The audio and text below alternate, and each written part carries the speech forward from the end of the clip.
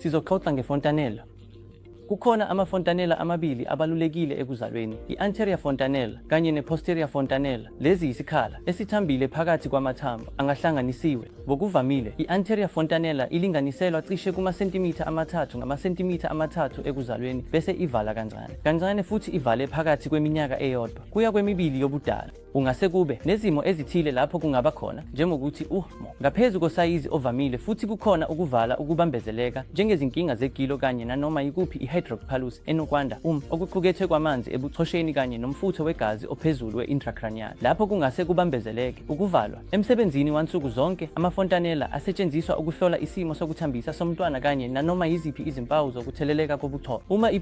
Uma sihlola sibheka noma yikuphi ukubhoboka, kusho ukuthi kukhona ukwanda kwenzindezi intracranial. Kungaba uphawu lokutheleleka kobuchopho, futhi ukuqhubeka kwefontanela yangemuva ngaphezu kwamasonto ayisithupha akujwayelekile.